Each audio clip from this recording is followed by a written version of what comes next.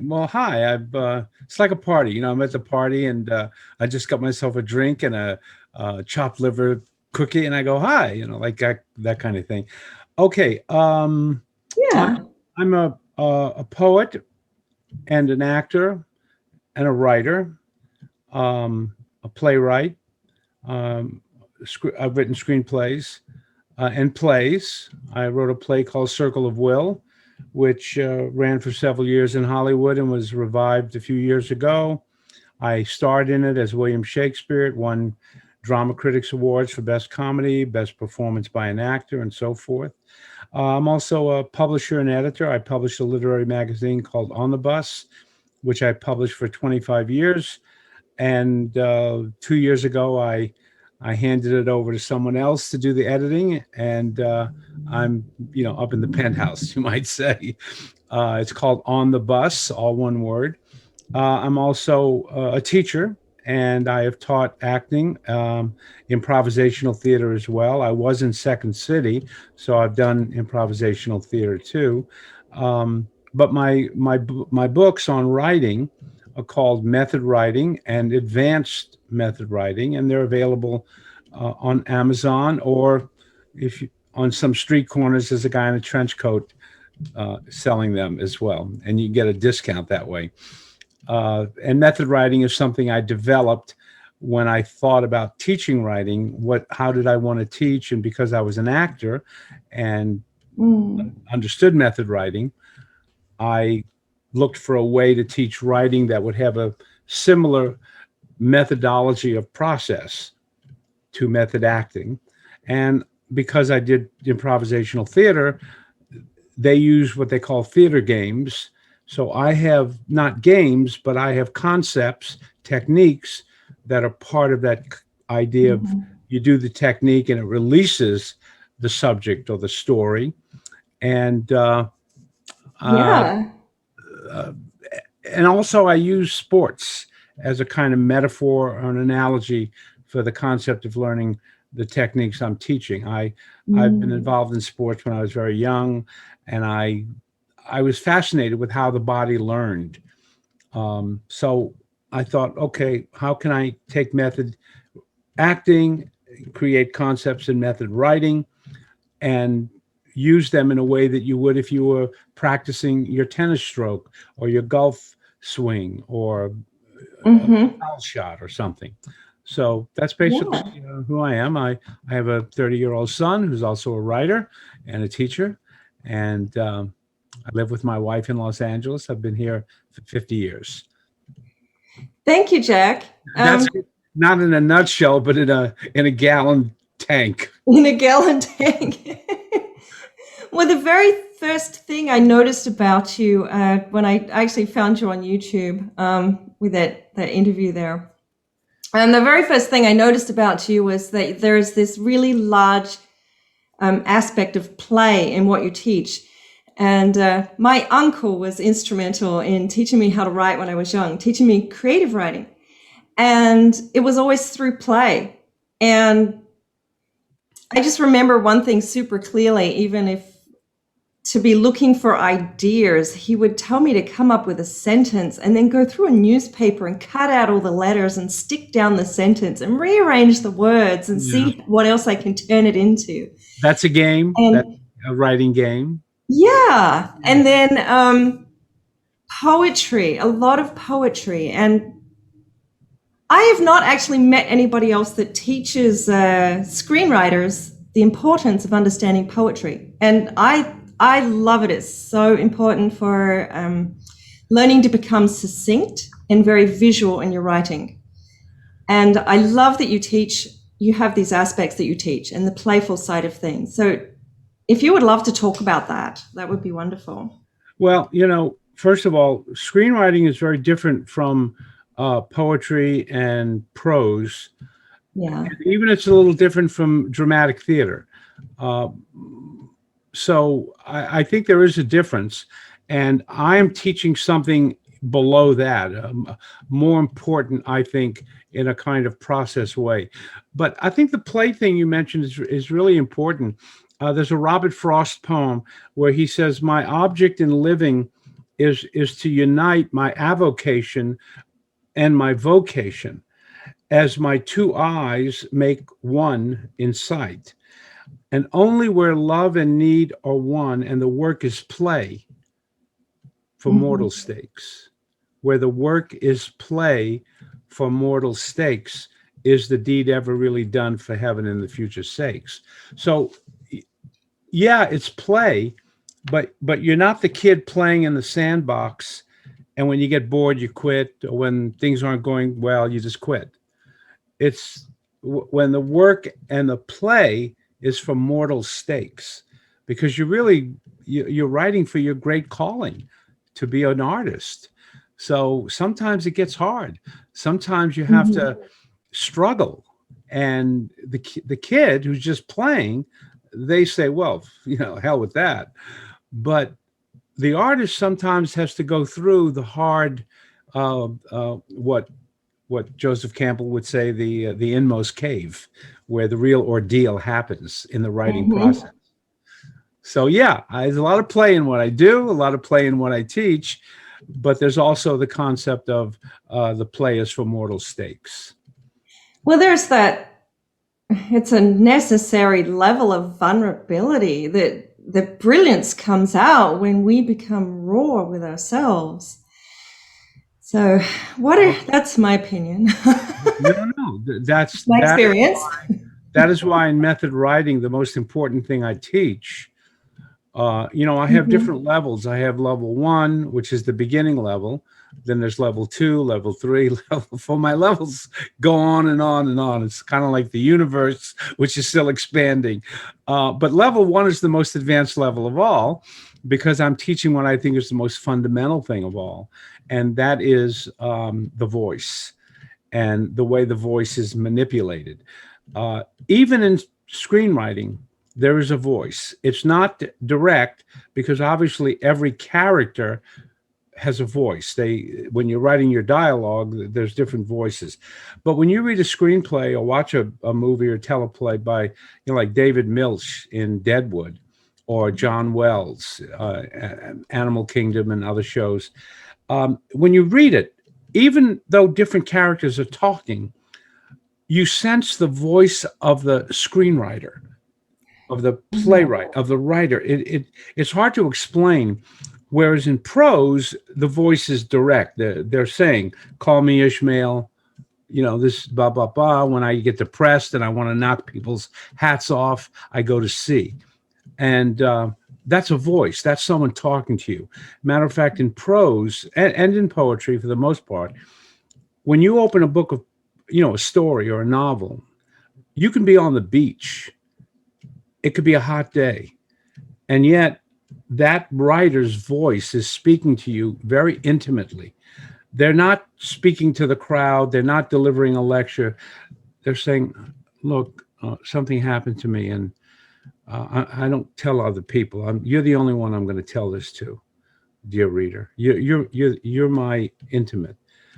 And they start talking, and by the second page, you're not on the beach anymore. You're in a dank, dark cell wearing Mhm. an iron mask, in France, and it's cold.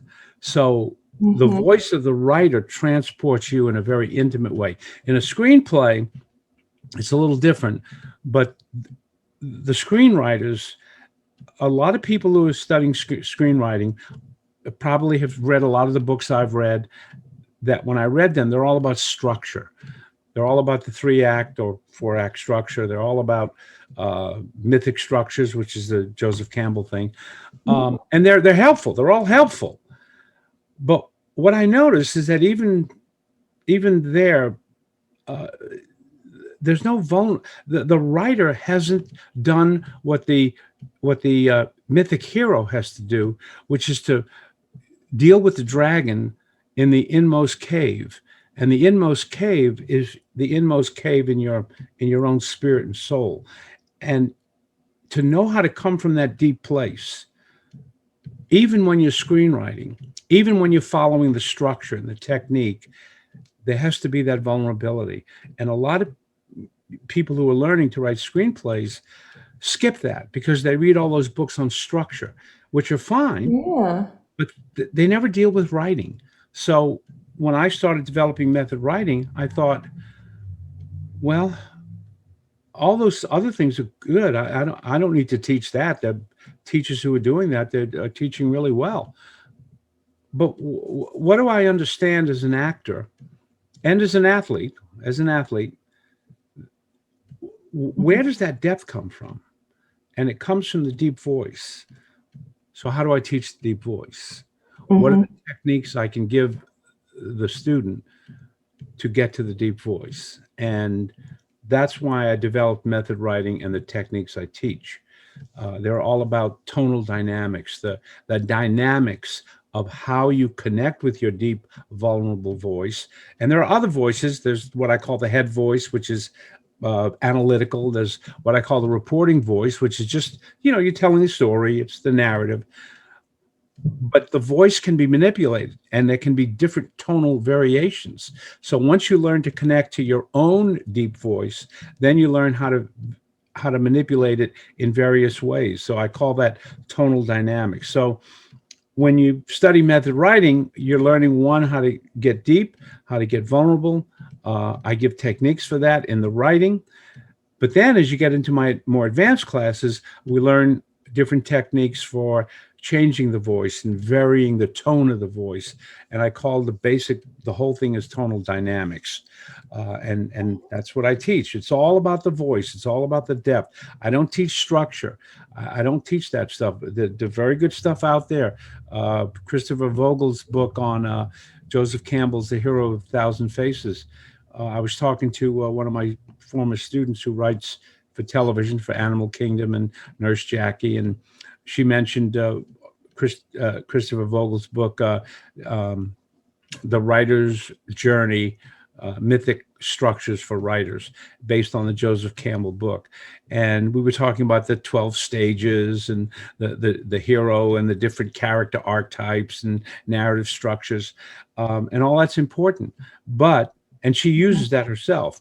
But my class is about the voice and what I call the deep voice.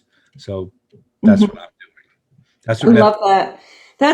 That's what I believe that we really connect to as an audience is we connect to the humanity that's inside of that project, not just not a series of events or a plot or anything like that. It's the humanity that's in there. This brings up a really good question that's like on the tip of my tongue that probably you're the best person to answer this too.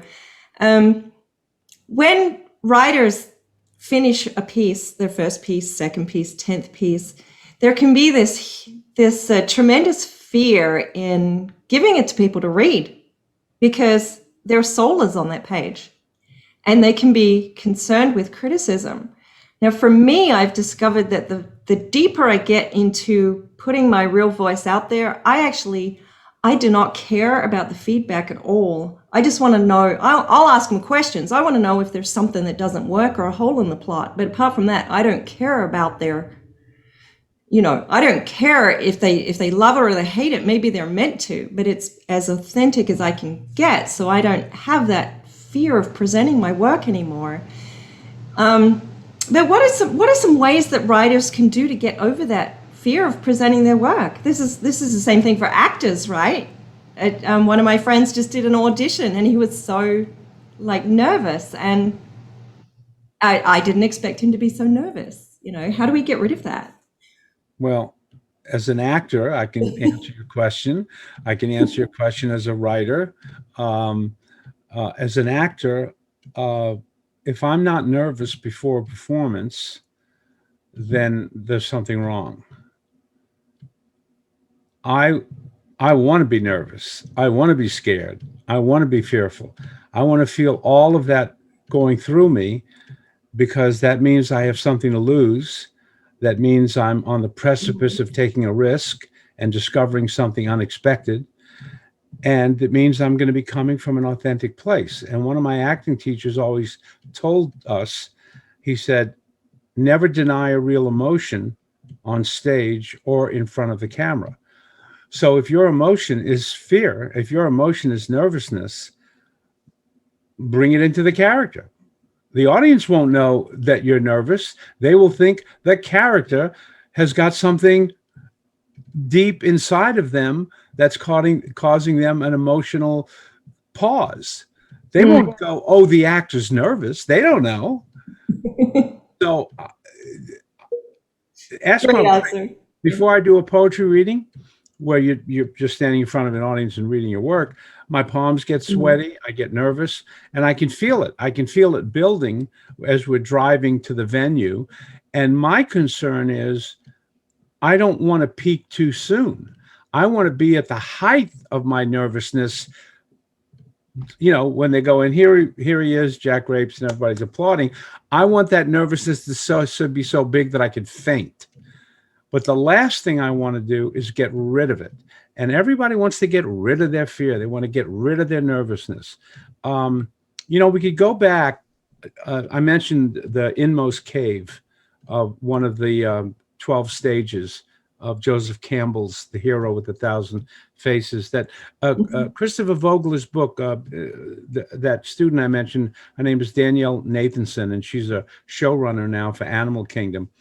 She's a terrific playwright, actually, written plays, and she's written for a lot of television. She was part of a nomination for The Flight Attendant. She worked on that show as well. She uses Vogler's book of those 12 stages. And one of the 12 stages that Campbell talks about is when the hero or the heroine has to slay the dragon, has to fight the obstacle to get the treasure or the rock or whatever it is that the hero has to do. And that's the height of the arc of the 3-act structure, when the hero finally goes into the inmost cave, not the outer cave, the inmost, because first you have to enter the outer cave, and you have ordeals and you have struggles, and the hero learns about herself. She discovers who her allies are, who her enemies are. And then they have what they call the respite, or the pastoral interlude, where the hero integrates what the hero has gone through and gets ready to face the final battle with the dragon, or to get that stone that they have to get, or the jewel, or the treasure, or whatever it might be. And then you got to go into the cave, and you got to go in a cave, and you bring with you all the techniques, all your skills that your teacher, Yoda, or in Kung Fu, it was the wise teacher who called him Grasshopper and taught him all these things. You bring all your skills with you to defeat the dragon, and your fear is with you. The hero, that's what the hero understands. I can't get rid of my fear because it is my friend. I bring that fear with me. I bring that doubt. I bring my vulnerability. And that's when the big battle occurs. And that is the central point of the 12 stages of Campbell's work, of how the hero progresses through these 12 stages. It doesn't tell you how to write. It doesn't tell you how to write dialogue, but it's a good template for someone doing a screenplay to follow. And here's what's interesting about it. The template applies to the hero, your protagonist in the story you're writing, but it also applies to you as the writer and the artist. And if I go through the 12 templates with you right now and say, think of it as the character in your story, but follow me on a parallel track to your work as an artist. So the first thing we have, the first stage, is we see the hero in the ordinary world, because we have to see what the hero is doing, before the Star Wars adventure starts, or the Avengers, or whatever. They're in what's called the ordinary world. And that's you, the writer, too. You're in the ordinary world. You are living your life. You've got friends. You got a job, maybe. And then the second stage is the hero gets the calling. And we've heard people talk about that, people who become religious leaders. They said, I had a calling. Well, in Campbell's structure, the hero is going about his ordinary life, and then he gets the calling. So the hero has to do something to save his family, himself, the community at large, the world. He has to respond to the calling. Well, the artist gets the calling. I got the calling when I was a teenager, a young boy. I know some artists who don't get the calling until they're 40 years old or they're retired. But you get the calling and you want to be an artist. And your first instinct, which is the third stage, is called the refusal. No, no, no, no. I can't do that. I can't. I mean, I like the ordinary world. I like my ordinary life. I'm happy. The hero, same thing. The hero, no, hesitates. No, no, no. Then what happens? A second calling comes. In other words, something else happens. It happens in the world of the superhero, but it happens in the artist's world too. He can't or she can't resist or hesitate anymore because something happens. In the characters or the archetypes, you have the hero, and one of the characters called the herald. The herald comes to provoke the hero that you got to do it. You're the only one. You're the only one that can write that book, that can write that screenplay, that can defeat that dragon. So then you find a mentor, the teacher. The teacher either comes to you or you find the mentor. And the mentor teaches you all these skills, and you go through the training with the mentor. And then finally the mentor says, okay, you're ready. And you have to go out. You have to go out. But to go out, you've got to take that first step. You've got to take that first step into writing the first page of your screenplay or the first chapter of your novel, or you cross the threshold. That's the fifth stage. And when you cross the threshold, that's when you meet what's called the threshold guard. That's another archetype character. Very frightening. And the hero, that's his first test. And it's not the dragon. You're not in the cave yet. This is just the threshold guardian. And as a writer, you're just beginning to do it. You're not sure you should show it to anyone. You're afraid you'll get feedback and it won't be good. You got to go through that period. And when the hero goes through that period, he discovers who his allies are. He discovers who his enemies are. And if you're the writer, your enemies might be the judges that live inside you, whether they were your parents or friends or some teacher. Oh, you can't do that. You're not. You just have to do. You're not allowed to be the hero, or no, you can't be an artist. You can't go do. You can't live in a garage. You got to be an insurance salesman. So you go through all these tests when you cross the threshold, but when the hero survives that and kind of gets through it, the hero realizes, okay, I can do this. I am an artist. I'm meant to write my play or paint my pictures or do my movie or whatever. And then comes the interlude. It's called, Campbell calls it the respite, where there's a rest period. In traditional 3-4 act structure, they call it the pastoral interlude, because we've reached a kind of height in the climbing action of the structure, but the real height's going to be much up here. But we've reached a kind of a height, and the action has been, moving and progressing. And now they have the pastoral interlude, where the hero has to integrate what she has learned up to that point. For instance, in the movie Downhill Racer with Robert Redford, the whole movie is he's at the Olympics and Gene Hackman is his coach, and blah, blah, blah, blah, blah, blah, and in a week he's going to be doing the big thing. And then he goes back to America because they're in Switzerland. He's a skier. He goes back to America, to the Appalachians, where he grew up, and he visits his ailing father, and he sees his old girlfriend who's still stuck in Appalachia. And it's a pastoral. It's country. Everything slows down, and he has to make peace with his father, with his old girlfriend, who he was then. And then when he goes back to Switzerland, he's ready to enter the inmost cave. He's ready to do battle with the dragon. And he goes in, there's the main ordeal, there's the death and rebirth. He has to, with the artist, you write that play, and then it might flop, or you might get rejected or something, but you got to go through it. You got to go through that because you're on your way as the artist. This is the stages you go through. And then you do get the reward. The hero gets the treasure. And the treasure could be an object, but it could also be spiritual insight, spiritual understanding. It could be wisdom. It doesn't have to be a thing or an object. And then the last three stages of the 12 stages is the hero has to return. He has to take the road back with the treasure, whether it's something within him or whether it's a treasure like, the stone or the sword in the stone, whatever.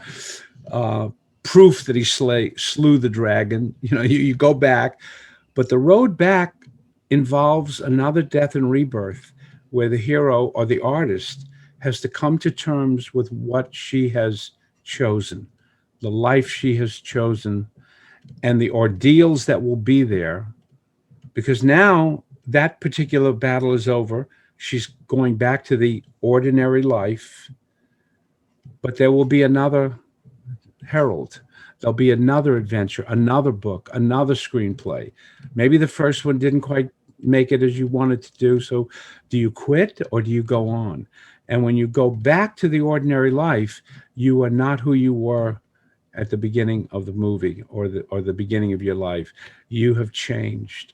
And there has been a sort of resurrection and a final death and rebirth. And you are ready to face your life as the hero, the one who will do battle, or the artist who will do battle. And the key that I teach in method writing, if you followed me in all these 12 stages, the key to all the stories you write is the inmost cave. That is where the hero goes in and does battle with the dragon. And here is what Yoda and your mentor teaches you. I've given you all these skills. I've given you all these moves. I've given you all these techniques as a writer. Whatever, we're playing two different analogies here, right? We got the story you're writing and we got your journey as the artist. I've given you all these tools. But when you enter the inmost cave, the real battle is you must be ready to enter the cave without your sword, without your shield. You are naked. And what you have to defeat the dragon will not be one of these outer tools I gave you, is what the mentor's saying, but the inner tool of who you are. And whether it's the hero in the story you're writing, or whether it's you as the writer, if you've explored the inner cave of your deep self as an artist, then when it comes time to create a hero who does that, you will know what that's like, and you will be able to write it, because you have to enter the inmost cave. And Campbell doesn't say this, by the way. This is my thing. Yeah. You have to enter the inmost cave without the sword and without the shield. And that's what I teach in method writing, how the voice, the innermost voice that you have as a human being, that vulnerable place, if you do not go there, and this is not therapy, it's how to write in that voice in order to hook the reader. You're not doing it for your own, it's not therapy. You're doing it to hook the reader. That's the point, because then the reader goes, oh, that's me. Yeah. The reader identifies. And if we don't see that hero struggling in that deep, vulnerable place, then we don't care. It's just technique. It's all technique. And you don't want to be a writer. That's all technique. So while these structures are good, and I think you should know them. I think if you want to be a screenwriter or a novelist or whatever, learn all these techniques and these structures and things like that. They're good. They're good templates, but you got to replicate the most important one of the 12 stages, and that's the hero going into the inmost cave and doing battle with the dragon. And who is the dragon you have to do battle with as the artist? What is the cave, and who is the dragon you have to do battle with? That I'm asking you that question. Yeah. Who Yeah. is it? Oh, it's always yourself. It's yourself. And it's your subconscious and all your limiting beliefs that you've developed your entire life. The Everything. crap your parents said or society said. Right. Oh, that guy drives a sports car because he's got an ego problem. Or money doesn't grow on trees. The materialism of the society you grew up You're in. fighting that. Yeah. You're fighting all of that. And But our voice is under that. So we gotta go, you gotta go through that. You got to get into the deep voice. And the resistance to getting under that and going through that is so challenging. It can be painful. Well, especially if you're alone. I teach them a certain thing called the transformation line,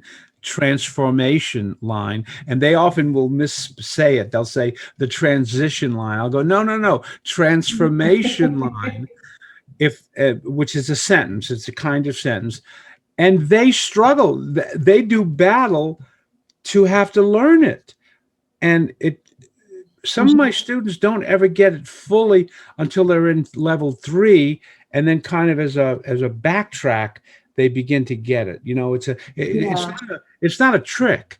If it was a trick, boom, you do it. But getting into the deep self as a writer, not as a person, that's therapy. It takes an understanding how to manipulate words, how to manipulate a sentence or the dialogue that occurs between two people. And you understand that. Again, I was talking to Danielle Nathanson, and John Wells is the writer, the head of Animal Kingdom. Very often when they're writing, the writers in the room will have plot points in their, the plot points. And John Wells will say, yeah, but what's the story? And what he means by that, I use a different nomenclature than he does. In my nomenclature, it would be, yeah, but what's the character arc? Not what the character is doing in the events of the scene, but what is the story inside the character? What's the character doing? And that to me is where the deep voice is, and where when you're writing your plots and your story and your structure, you want to know what that is, but it's not enough to know what it is. You have to know how to do it. So method writing teaches certain technical skills that will help you do that. And yet there's one moment when you've got to go face the dragon without all those skills. So I always say there are 12 techniques in all of method writing, but really it's 21. And I said, would you like to know what the 21st technique is? And my students go, okay, what is the 21st one? I said, the 21st one is to let go of the first 20. When you face the dragon, let go of everything you've learned, forget all the techniques I taught you, and face the dragon of your screenplay or your book or your story, whatever, naked and unarmed, because what will defeat the dragon will be something inside of you. And if you trust that, see, that's the other thing. They don't trust it. They got all these fancy gadgets to defeat the dragon. Wait a minute. If I drop my special sword that's got a poison tip, that even if the sword doesn't hit him, the poison kills him anyway. I've got all these little tools, and you want me now, at the moment I face the dragon, I'm supposed to drop all my tool and just face him alone? Yeah, you have to trust you can do this. And that's again that deep voice, you see. So there's the structure, the mythic structure of Joseph Campbell that Christopher Vogel elucidates in his book, The Journey of the Writer, as opposed to the journey of the hero. But it's your journey as the writer to mimic the journey of the hero in your creative process and your creative life. And when I talk about the crossing the threshold and the tests that the hero goes through to find out who his enemies are, who his allies are, and there'll be one ally that stays with him throughout the whole story, his main ally. The hero finds that out too. But that's when you discover, all the judges, all the people that told you, the material society, everything you're supposed to do. Mm-hmm. And at some point, the artist is like the hero, isolated, and has to go on the adventure alone. But you do have allies in your fellow writers, your fellow poets, your fellow actors, if you're an actor.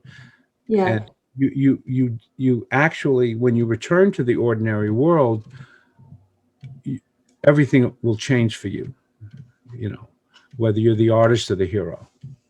Yeah. I love this.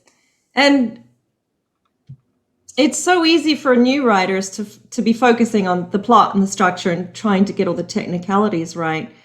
But when we go through all those layers and when we get down to our innermost self, all of the technicalities just become natural. It's I just find that they're there. I don't have to sit there and analyze them. They just come out so much easier for me. Well, And then my that's why the athlete practices right. over and over and over and over and over and over and over again, whether it's 100 foul shots or 100 swings with the same club, shooting for a specific distance. You practice it. Writers, I don't know if they get the concept of practice. I also tell my students, practice that concept. If it's how to write a specific moment in a scene that I call image moment, and it's very technical. I teach them how to do it. I said, write 100 of those, and here vary it because there's 7 elements, and it's very technical. And I say, do it with 6 elements, do it with 5 elements, rearrange the elements, change your bookends. It's a whole structure. But practice it again and again and again and again, and the more you practice it, then when the athlete is in the game, they're not thinking about the technique anymore because now they're just playing the game. Mm-hmm. And I learned that lesson in a different way when I was 12 years old. And I took lessons to do magic tricks when I was 11 and partly 12. And then I got interested in girls and I stopped doing that. But I used to go downtown to a guy who had a magic store, and he lived above the magic store. He was probably in his early 30s, but to me, he was an old man, the old guy in the magic store. And I know, right? every Saturday morning, I'd get on the streetcar, the bus, and then a streetcar. I'd go downtown, go up the stairs, and I'd get an hour lesson in magic tricks. And he never called them tricks, by the way. He called them illusions. But anyway, there was one trick that involved prestidigitation. With presti means fast, digit is your finger. So prestidigitation is fast fingers, And some tricks have a little gimmick, which anybody can do. You press a button and the trapdoor falls. But this is, you've got to practice. And this trick meant I had a ball. Let me move so you can see it. I had a ball in my hand. Uh-huh. Wait, let me move again. I had a ball in my hand, just one ball, and I would show, look, nothing here, just one ball. And then I would go up in the air and bloop, I would come down and there'd be a ball here and a ball there. And then I would go up again and there'd be 3. And I keep showing you nothing here. And then I would go up and eventually I'd have 1, 2, 3, 4, 5 balls. And then I would do it again. And then before, then there would be 3, then there would be 2, and then there would be just the 1 ball, nothing here. So you had to practice that over and over and over again. I mean, I can't tell you, as a kid, as John Lennon said, I had blisters on my fingers. Can you do it now? No, actually, my hand has got older, and I don't know where the balls are. So, which is a metaphor for when you get old, you don't know where your balls are. But anyway, so I had practiced it for a month, and I finally went up there, and it was one Saturday morning, and I did the trick. I did the trick really well, really well. I got it. And then he looked at me and he said, "Okay." He said, "You got it. You got the trick down." He said, "But you're doing the trick. Now do it again, but do the magic." And my brain went, whoa, magic. What he meant, it took me a little bit to understand it. He meant in your mind, you know the trick. You are doing the trick. Mm-hmm. Now, in your mind, you have to believe it. And you have to imagine that when you have that one ball there, and then you reach up and you come down with the second one, you have to believe that that ball is up there and that you go up and you get it. And then the third one, and then the fourth one. And you got to do the magic, he said, not the trick. Mm-hmm. And that's again comes down to that deep voice. You no more weapons. It's the human soul. It's your human heart that has to come in. You have to do the magic, not the trick. So when you believe what you're writing is real, then the reader is going to believe it's real too. It's more than the belief, it's the trust in the process that the creative, I call them the creative accidents. I call them the accidents of your genius, that you enter a place of magic when you've used all your weapons, and then there's an openness where you throw away the structure, you throw away your skills, and you're open, you're vulnerable. In the fear, you're Mm-hmm. open, and something happens, and you write something. It might be 5 lines of dialogue, it might be a paragraph or two, it might be a poem, something happens, and when you finish, you say what every writer or artist says when they do something amazing. The two things they say are what? One, how did I do that? Where did that come from? Where did that come from? Oh, it's out here somewhere. Where, It's, and the second question they ask is, how can I do it again? What's my formula? And the answer is, yeah. you've come to the place of no formula, where you Mm-hmm. get rid of all your tricks and you have to do the magic. But people have a hard time with that because we don't want to fail. Nobody wants to fail. And unless you are willing, see, this is the other thing the hero has to deal with when he walks into the cave, the innermost cave, when he lets go of the weapon, he has to risk that he will die. He has to accept that. That's what the hero learns. I am accepting that I could die. And that's what the writer has to, at some point, not all the time, but at some point, I know nothing. I don't know what I'm going to do. I don't know what, I'm not going to use the structure. Everything I know, forget it. I am empty. I'm going to wait for the thing to come to me. And 9 out of 10 times, the thing that comes to me will be crap. I will have failed. I will die nine times.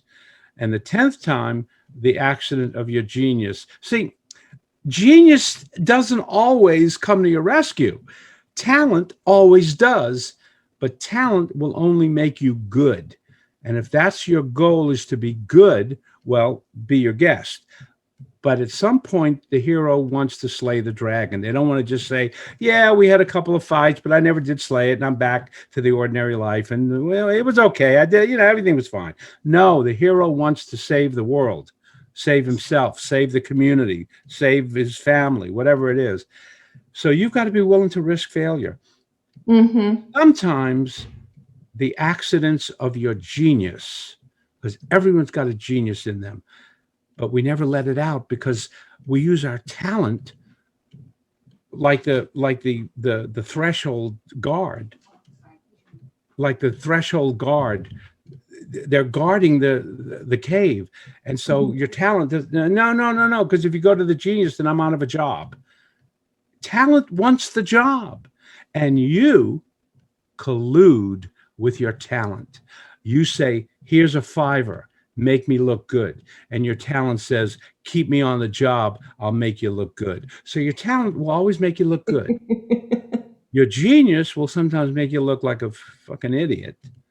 But sometimes you Right. get the accident of your genius and the magic happens. And when the magic happens, you say, where did that come from?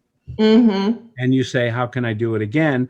And there is no guaranteed formula for how you will do it again. You just have to enter the cave without your sword, without your shield. But you must have learned how to do all that first. You got to Yeah. go through all the trick. You got to go through it, Yeah. and then finally let it go.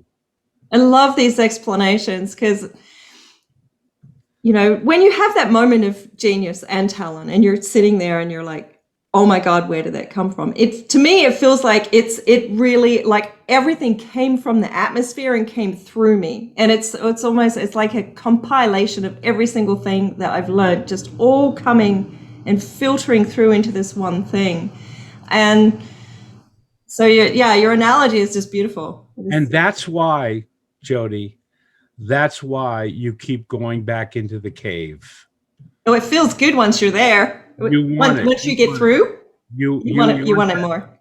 Yeah, I mean, you're willing. Look, Jodie, you know what I'm smoking right now?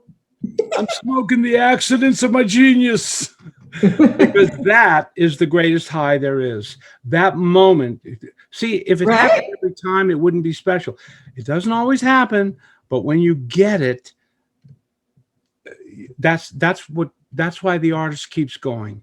That's why the Yeah. artist keeps going, because they want those moments. And sometimes you write a story, or you write a book, or you write a screenplay, and it's good, but it's not the greatest thing ever written.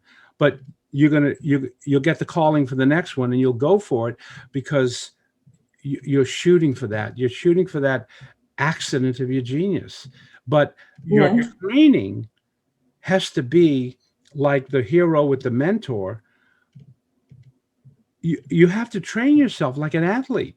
You have to learn the Mm-hmm. techniques. Now, if you're learning outer structure, okay, that's all fine. Teachers teach it. I have nothing against that.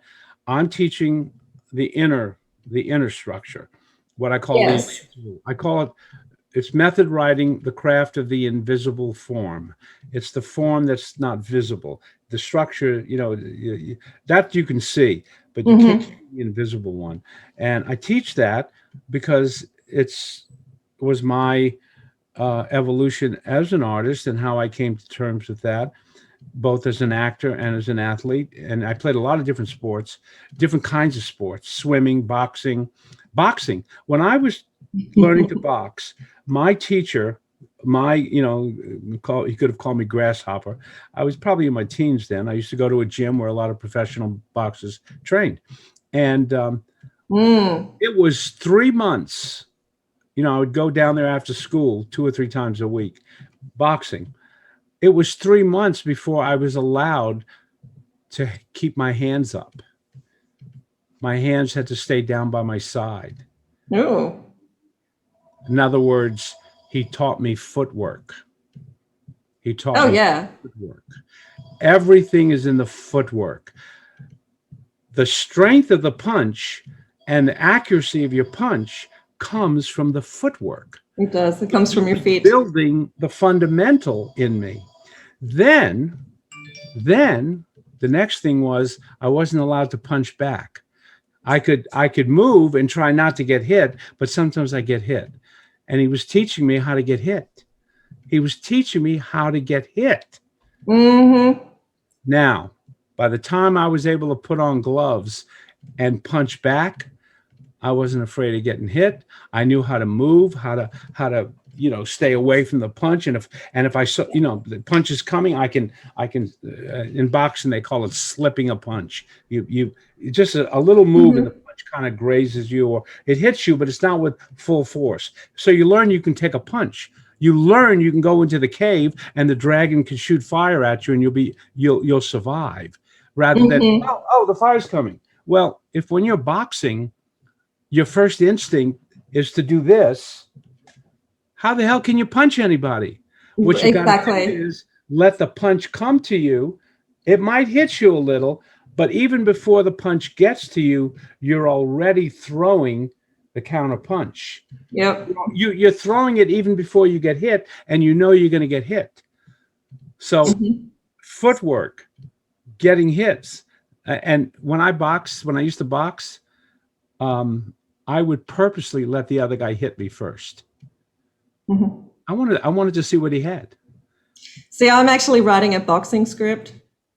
So what I did, I went and took boxing classes. Aha. All right. Remember what I told you. Remember Yeah. what I told Oh you. yeah. So there's it's important for a writer to do that. I think, Absolutely. go And, ahead, submerge yourself, and the getting hit is failing. The getting hit is don't use your skills. Although, see, again, we're dealing with a paradox here because you've got all these skills that you've learned, and then you go into the cave naked. But you have to Mhm. trust. You have to trust the skills will come to your rescue. It's a paradox. It's a don't do don't do the trick, do the magic. That kind Yeah. of thing. Yeah. I love that. Well, we should wrap up, I guess. Yeah. It's just, we could just spend forever talking about something we love. It Yeah. feels like 5 minutes has gone by. Well, I'm glad. Um, so do you have just a seed of advice, or is there like the most common question you get from your students that you're able to answer in a nutshell? Am I good? That's the most common question. Am I good? And how do you answer that with a student? Well, it's easy to be good. Is that what you want? I mean, Yeah. is that what you're aiming for? Good. Uh, Mm, you know, uh, you should be willing to aim to be great, yeah. and the way you will become great is if you're willing to be bad, to write shit, to do the wrong thing, to go the wrong way. You got to take those risks. So yeah, you want to be good. It's easy to be good. My grocer's good. They're all good. Everybody's good.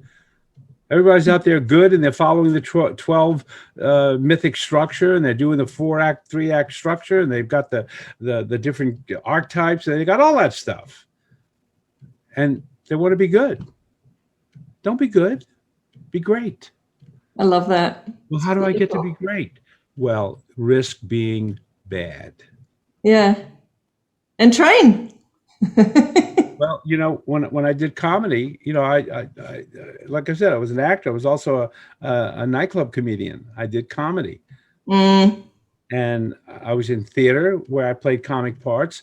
And my friend Alan Yosny and I, we were a comedy team. We played nightclubs and cafes, and we we did things where if there was many people in the audience as us on stage, we did a man-to-man defense instead of a zone defense.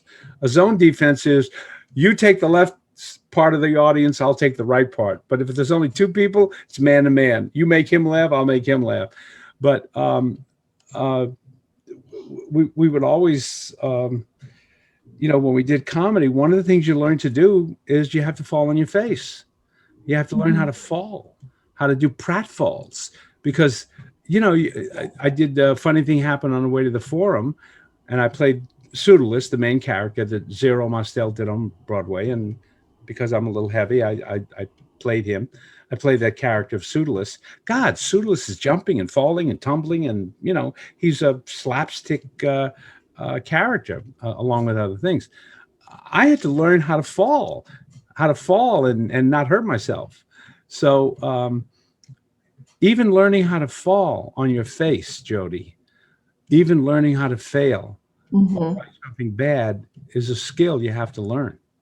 So Yeah. don't go for good, go for great, and therefore you'll do things sometime. You'll risk being bad, Love that. and don't do Where, do the magic. yeah, do the magic. Where can people find you at? I'll be at the corner drugstore in about 10 minutes. I got to pick up some potato chips. I'll be right there, corner of 3rd Street and Orlando. My website is jackgrapes.com. Mhm. Jack, like Jack and the Beanstalk, grapes like the grapes of wrath. I would make phone. I had to call some producer about something, and the secretary answered. I said, "Yeah, it's Jack Grapes calling. Grapes like the grapes of wrath." She says, "Okay, just a minute." And I hear a thing, and she goes, "Mrs. So and So, Mr. Wrath is on the phone." Yeah. Oh my God. So jackrace.com. And if you go to Amazon, my two books are method writing. Well, I have several books of poetry, but I don't think your audience is necessarily going to be interested in my poetry. But my books will show up on Amazon. But my books on writing are called, there's method writing, the first four concepts. And then there's the advanced method writing. So either one of those books are good. And I also teach Zoom. I have people Zooming in all over the world, from Ukraine and Dublin and Portugal and Spain and Hawaii and South America and all over the United States. So if you want to take one of my classes, my website's got information on that, and you can Zoom in wherever you are. Yeah, yeah. And you have a slightly different structure to your classes. Can you just describe that in just 1 minute? Because just the way you do them is my interesting. classes are not lecture classes. Yeah. More like an acting class where, for instance, one of my acting classes, you were there for maybe 3-4 hours, and different people would get up and do a scene or a monologue, and then the class and the instructor would give them feedback. So my classes might run on Zoom for 3 hours or 4 hours or sometimes 5 hours, but you don't Zoom in for the whole 5 hours. You Zoom in for 2 or 3 hours. So it isn't like a lecture. You're not going to miss anything. So if the class goes from 7 in the morning LA time to noon, that's 5 hours. If you come at 7, you're done at 10 o'clock. If you come at 8, you're done at 11. If you come at 9, you're done at 12. And in the time you're there, you'll hear about a dozen people present their work that they were assigned on the concept. I have concepts, and you get feedback, and then I explain the concept for the following week. So if you're there for 2 to 3 hours, you'll hear 8, 10 other people work. The concept you're doing will be reiterated and explained over and over again. And then you leave, and you come once a week for 7 weeks. And that's how it works. So it's not like a college course where the teacher calls the roll at the beginning and then the bell rings and everybody leaves. It's more like a rolling thunder. It's a rolling thunder. It sounds very supportive. It's very supportive. We always have someone there to catch you when I punch you in the face and you fall down. I love that. Yeah, no, we're very supportive, Yeah. Well, thank you, Jack. Well, Joe, thank you. I'm very honored that you asked me to do this. I appreciate it. And thank you. Thank you so much. I enjoyed the interview.